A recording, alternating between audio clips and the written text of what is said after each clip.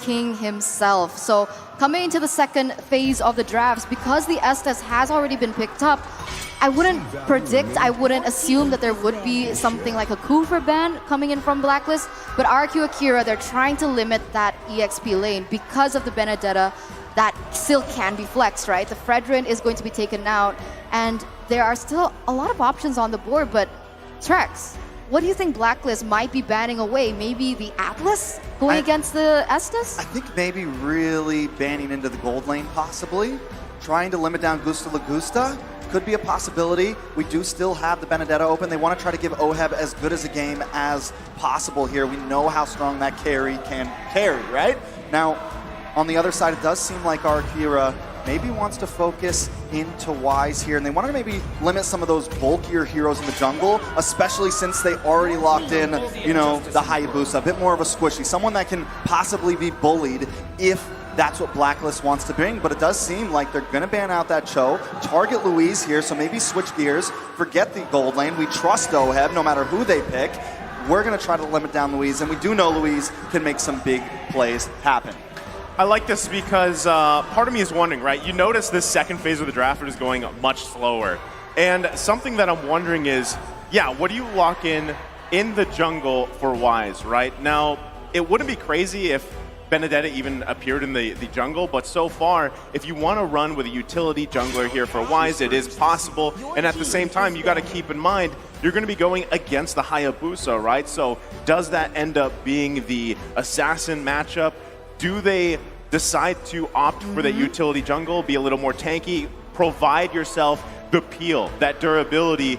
Because you already know, with Yuzong's across from you, plus the Hayabusa, they're going to be everywhere. They're going to be shooting for the back line, like you mentioned, Eterna. And at the same time, you have to be conscious here of the ultimates that you provide to that Valentina. That's something you always have to keep in mind with this draft. And I feel like that's really why we see this as a slower pace, when sometimes those drafts just happen so quickly. It's really going to be up here to Master Basics, Coach Bonchan, to decide what do we take for these last two picks, and also not playing into that Valentina option. So, Eterna did mention the Atlas earlier, and that is still open for Louise here if they want to lock in the tank first and wait for gold lane. At this point, the side of Blacklist hasn't banded out any gold lane, so in my opinion, I think that might not be a bad pick, but do they want to, so that they can save the jungle for the end? It does look like they're going to lock in that Beatrix for Gusta Lagusta here.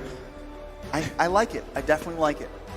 All right. Why do you like the Beatrix pick? You like it because of win rate? Well, no, Did you see the win rate? That is true, but it shreds through some of this tankiness. It can shred through with all the heal that's going to come from Oh My Venus here.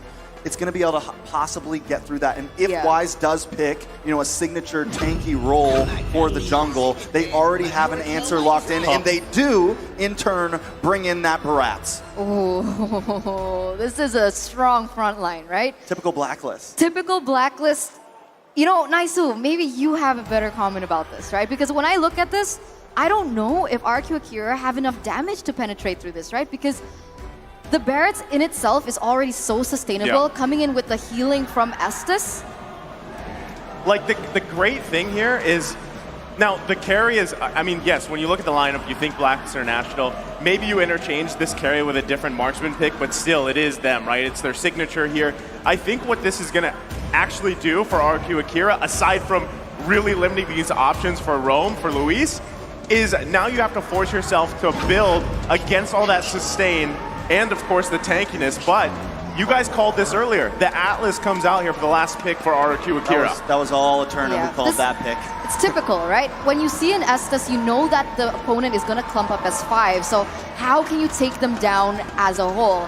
The thing that Blacklist did was take out Lolita, which makes sense, right? Because Luis loves the Lolita. He hasn't picked up the Atlas before, so they're playing into that. But now RRQ Akira, they're taking a risk here. They're picking up the Atlas, and every time I see an Atlas pop up on screen, I feel the hype, and I'm so excited to see how exactly they can actually pull this off. Most definitely now, the coaches have walked off the stage. The crowd is ready. I think everyone around the world right now is ready for this. Now, Naisu, how you feeling about that draft? I like it, man. And I mean, we're going to be jumping right in here to game number 1. between Blacklist International and RRQ Akira. Who's gonna make first blood? It's up to both of these teams for a strong start. I mean, first up, look at how many purifies that Blacklist has, right? That's gotta be 3. We'll see it in just a moment, but this shows that Blacklist, they are going to respect the potential that RRQ Akira has with the Atlas last pick coming through. We have the Purify on Haji, on Oh My Venus, as well as OHEB. So it's not going to be as easy for RRQ Akira now, as they are going to have to calculate on all these spells and their timers. Oh, right now already the focus on the top side. It's first blood for Haji under a minute in. Yeah, Edward already claiming some dominance in that top side, but honestly, Blacklist did work that into it. We have to watch out for Haji, though, with the rotation of this Pharsa early on, using that wings by wings. They're going to be trying to make ganks quick. They're going to be trying to make ganks very, very fast, and how that affects RQ Brazil is, since they have King on this Hayabusa, you want to kind of play aggressive early on. And if Blacklist can slow them down in that, if they can take an early on lead, it's going to be a very rough game for them. It's going to be tough. I completely agree with you here. You can already feel the pressure that has been built by Blacklist here even earlier on. And whenever Blacklist wants to go in, since RQ Brazil, they're a little bit more reliant on that level 4, the rotation doesn't seem to be as fast, and therefore they're drawing into the tempo that Blacklist initially wants. And here you go, Haji, once again into the top side. Yeah, he was up there. Takashi looks like he got a couple shots and he's going to go ahead and recall for now. But you can see, right, how much focus and pressure is being put up in that XP lane. You want to go ahead and give that advantage to Edward the earliest that you can, which has already been done, despite him having that assist there. And yes, Haji grabbing that first blood. Mystery Shop, going to be able to build those burst items that he needs, probably that Clock of Destiny here, and scale. But it looks like RRQ setting their eyes on OHEB here on the bottom side. Shadow Kill going to come out. Turtle is secured though. Still looking for the kill. The Flicker committed. And they grab the kill, but they trade the Turtle. Not a terrible trade, honestly. I'm almost on the brink of believing that if you can get that trade, the gold lane for the Turtle, it almost evens out, right? Especially because they need Gusta Lagusta to be ahead right now. And OHEB, you don't want him to just farm for free. I think a big win condition for RQ Brazil here is going to be get onto OHEB, slow him down as much as possible, and make sure that Gusta Lagusta can get these items in. And speaking of items, we had a little bit of a start there. Did start to see a little bit of penetration coming in for Gusta Lagusta. Yeah, I think Gusta Lagusta is going to focus on building that BOD next. So a really heavy as well as expensive item, but it is going to give that power spike that we usually see Beatrix have. Now on the opposing side, but wait a minute, here, King goes in. Yeah, but, you know, again, this is the sustained game here. Blacklist International are going to be just fine with that. That's the question, right? How soon or who builds that anti-sustain item on RRQ Akira here? They're going to need something, right, to work around that. Because you do have multiple options, right? You can go with Dominance Ice if you want. You've got the Blade as well available to you. I mean, there's tons of things. Yeah, and at the same time, Sustain is going to outpace RRQ Akira unless, like you guys mentioned, Gusta Lagusta can get those early items, already running that weapon mastery as well. But Luis, eyes set on the bottom side. There's the Purify though. King gonna come in for the backside, gets the Shadow Kill. Oh My Venus still gonna survive, and that's exactly what we're talking about. The Sustain is the game. The potential that RQ Brazil actually had initially because of the Atlas annihilated, right? They need to be able to find a way to bait out perhaps the Purify from maybe Sagan, and then you can see that Luis can find a huge moment, but once again, Luis. Edward owing in with the angle, able to secure a kill as Luis falls. Using that Electro final blow and also just getting a bunch of extra gold here. Can we just talk about the fact that Edward is in the bottom lane right now, in the gold lane, all the way from the top side? This is the problem when you give Edward that Benedetta. He's one of the most proactive EXP laners in, I mean, all of MLB, especially with a movable, with a mobility hero like that. He's all over the map early on already. I mean, look at the pressure he's already putting there. Takashi, though, Black Dragon form going to come out. It's King that falls. They're still going to be going, though. Haji now focusing on Luis. He's in trouble. Almost didn't even need to get eaten up by Wise as he falls as well. And now it's Gusta Lagusta on the run here. 4 members of Blacklist International going to get cut off by Agent Zero. Grabbing another kill here, going to the hands of Haji. One by one, they all fall down to the Blacklist International Ube strategy. Haji, Oheb, as well as Oh My Venus, they're being so active on the board. And it makes sense, right? You can see the Farsa already starting to hit that damage power spike because of the emblem she brought in, as you can see here on your screen. That mystery shop is going to make getting those items way quicker.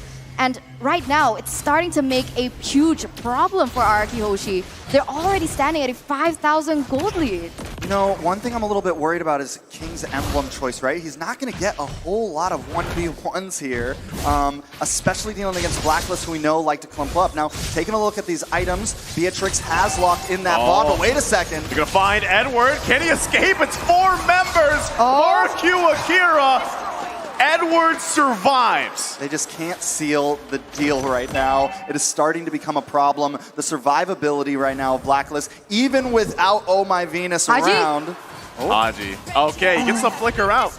As you were saying, Trex. Nothing too major there, but at this point, Blacklist is just controlling the map. I always like to refer to them as more of a rubber band team, but when they do get that advantage early on, it is just trouble for the enemy team because they bring some of these late game heroes like Barat. So if they can get a gold lead on you, like 6K right now, it's just so hard to come back from. It's hard, but the one thing that I notice is because Blacklist, they're rotating as 5 most of the time, maybe 3-1 split. Edward goes in a separate lane. They need to still be aware of those side lanes, right? Because previously we saw that RRQ Brazil was able to push that bottom side a little bit, get a little bit of chunk from the tower, and maybe that's how they can work around it. I do like the fact that Brazil did not try to contest that turtle, right? They know the deficit they're in right now, and I think at this point their only option is to not force fights. Blacklist, I don't think, is going to make any mistakes at all, honestly. And as we're now seeing on the screen, Oh My Venus picked Estes 57 times with 46 wins. That is an 86% win rate. Wise.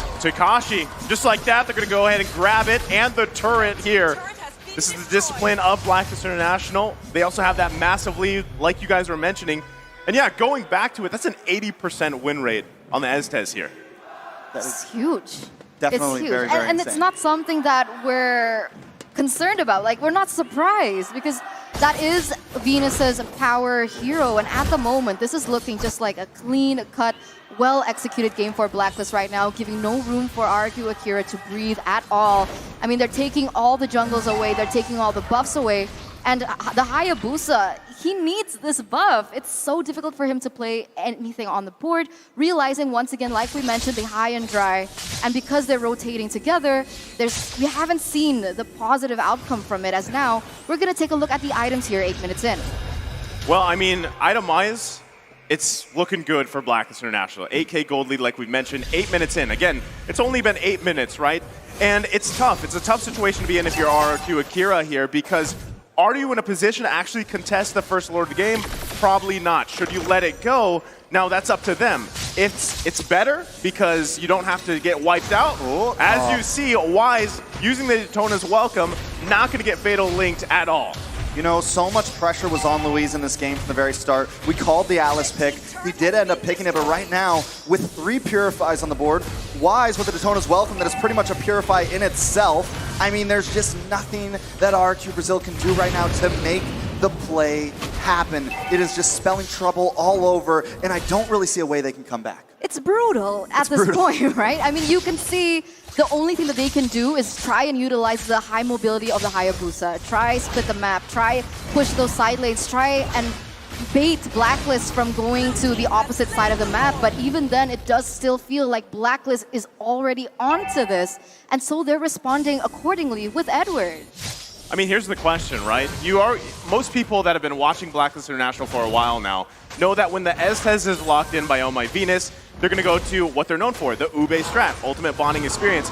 Who's usually the hero that counters that? Well, Atlas is a great choice, but when you can't actually utilize that ultimate, the fatal links, because there's also, what, 3 Purifies? Make it 4 technically with Wise on the Barretts. It's really hard to work around that when you don't have the damage for even follow-ups if it's a mishap. So as you can see already, RRQ Akira are going to lose the mid lane here. Actually, they're holding on to it a little bit, but Oheb decides to take it down anyway, even with the Lord taken out. And RRQ Akira trying to hold on a little bit longer into this game. It's 10 minutes in. Does Blacklist International go for this bottom side inhibitor? We also have King just clearing up on the top side. The rest of the team defending in the base. You can already see the poke here from Blacklist International. Luis might be looking for an initiation. Gets the fatal links off, but gets punished right away as Luis falls. Takashi gonna go in though. King to follow. Gusta Lagusta getting the shutdown, but Saigon has to flicker out. Gets taken out with a double from Moheb. And this could very well be it for game number 1. As the minions push into the mid side of Blacklist International, looking to end it before the 11-minute mark. Can RRQ Akira hold on? And it looks like they do for a little bit longer.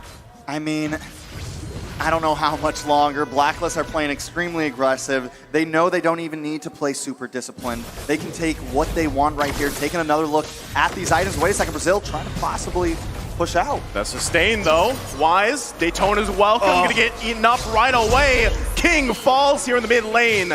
Another punish. Just RRQ Akira has no entrance.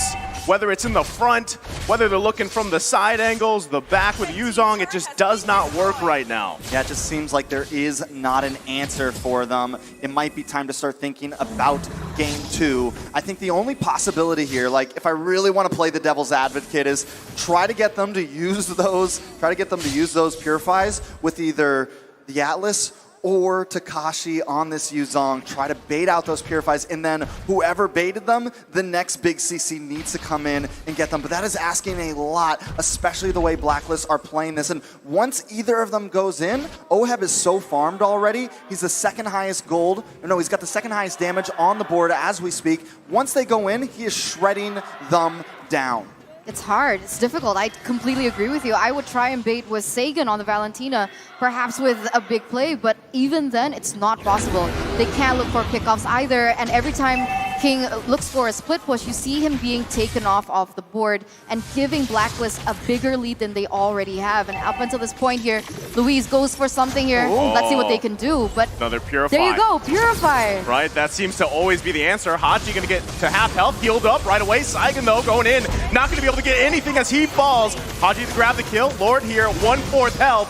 Who's gonna be able to grab it? It's Oheb with the killing spree. King goes in, can't out-retry Wise. Trying to run away from his life, goes back. Oh no! He goes back and gets taken out. 3 fall for RRQ Akira. The way they were waiting at the shadows. He tries to go back. He sees them all there. He's like, nope, I'm back. And then he's right back at the rest of the team. There was no escape for King there. This could be the end for Blacklist.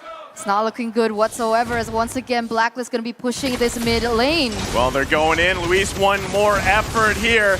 Wise going to eat him up. Lord still being worked on. The Crystal half health. They might just lock it in. Edward finally goes down, though. RRQ Akira still holding on. Feathered Airstrike going to come out, too, but they're pushing it in. A couple hits away, and it's Blacklist International taking first blood. Blacklist International going to be leading the series here with a 1-0. And now the ball is in RRQ Akira's court. Will they be able to go back into the game with a level head, seeing as that was quite a one-sided game? You know, here's the thing about drafting against Blacklist is you've been playing all these games against other teams who are playing in the current meta, and you just don't expect to have to ban out a Barats or have to ban out an Estes. I know it's Blacklist, but still, those picks can still catch a team off guard. And I think with that, Blacklist was able to secure that game 1. And right now, the fans are going crazy. Blacklist looking ready as ever for game 2.